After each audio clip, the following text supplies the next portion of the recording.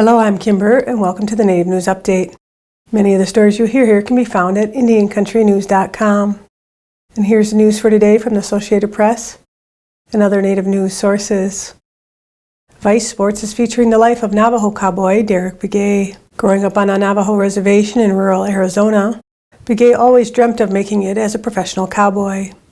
After years of hard work, Begay finally succeeded, becoming one of the first Navajo cowboys to qualify for the national finals.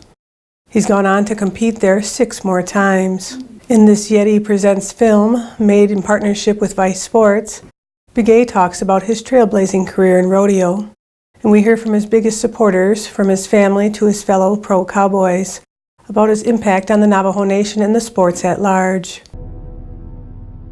Well, he was a crazy Indian reaching on a slow paint, just throwing as fast as you could. Oh man, Derek Begay, a new arena record. It doesn't take long to watch Derek Begay and realize the talent he's got in 5 fingers and a 32-foot lariat rope. We've seen him in Reno, Pendleton, Salinas, San Antonio, Houston. He's been there, he's done that. The list goes on and on. Derek Begay is a badass cowboy. First Navajo ever to qualify to the Wrangler National Finals Rodeo in Las Vegas. He's been there 7 times.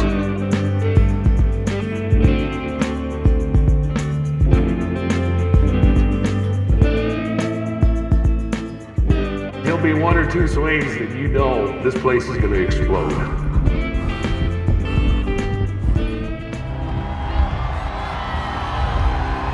The first time you ever go there to watch the NFR, it's just like crazy energy, and the lights are going, the everything.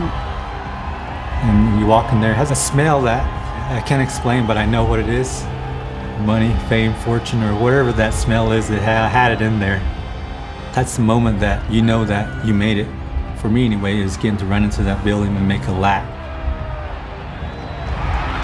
And then as soon as you get out of there, that's when a different kind of nerves coming, like, oh shoot, here we go, we're fixing to have to try to catch the steer. I think it's pretty awesome about Derek is that he has led the way for the other Navajo cowboys to feel like they're good enough, they can come out here and compete as well. To watch the complete video, you can check out sports.vice.com. The United Tribes Technical College in Bismarck, North Dakota is celebrating its 50th year. The campus was formerly Fort Lincoln, a U.S. Army base built in the early 1900s. It served as an internment camp for Japanese and German nationals from 1941 to 1946, and then was a Jobs Corps training center from 1966 to 1968, before United Tribes began operations in 1969.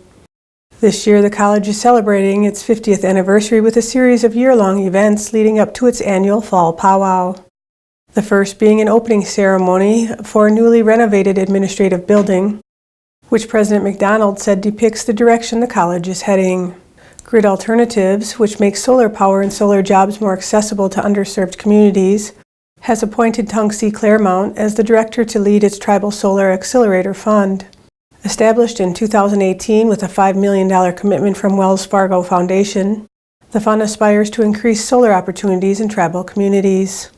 Clairmont, an enrolled tribal member of the Sisseton Wahpeton Oyate, has worked extensively across Indian country and brings her experience in grant administration, coordination, research, and evaluation from the National Conference of State Legislatures and the American Indian College Fund. Grid Alternatives' National Tribal Program has worked since 2010 to help tribes achieve their renewable energy goals with solar while training tribal members to enter the solar workforce. Grid has installed nearly 3 megawatts of solar capacity in partnership with more than 40 tribes to date. The application process for 2019-2020 will launch this spring. For more information, you can check out tribalsolar.org. An effort by the Institute of American Indian Arts to create a new research center is getting support by the Andrew M. Mellon Foundation. The Institute says the center will focus on the advancement of contemporary Native American arts and culture by streamlining the care of museum collections and records, as well as supporting training through internships and fellowships. The 3-year planning grant is worth $434,000. The Institute's president, Robert Martin, says the partnership with Mellon is a critical step in expanding the Institute's capacity to contribute to the field and build upon its legacy as the birthplace of contemporary Native arts. The Institute of American Indian Arts also plans to start a scholarly fellowship program to provide financial support for a series of fellows working on projects related to contemporary Native American art. Nathan Bulk King, a teenager from the Rosebud tribe, who lives in Provincetown, Massachusetts, is organizing a delegation of Native American youth from around the country to attend the National High School Model United Nations Conference at the United Nations in New York City this coming March 6th through the 11th. King has received the support and endorsement of the International Model United Nations Association, which has reserved 20 seats for the Indigenous students. This year they will be simulating the UN Permanent Forum on Indigenous Issues for the first time. The International Model United Nations Association, a long-standing partner of the UN, provides students with a forum to hone skills in diplomacy, negotiation, critical thinking, compromise, public speaking, writing, and research. King has set up a website where the public may make donations to help support the delegation's trip expenses. For more information, you can check out munindigenous.com.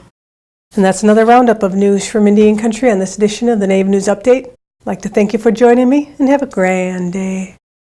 Step into Seven Winds Casino Lodge and Conference Center. Come and discover everything we have to offer. Unlimited gaming action. Northwoods hospitality. Delicious all-you-can-eat buffet. Relaxation and comfort. Great drinks and good times. Big wins, big fun. It's all here at Seven Winds Casino Lodge and Conference Center in the heart of the Great North Woods.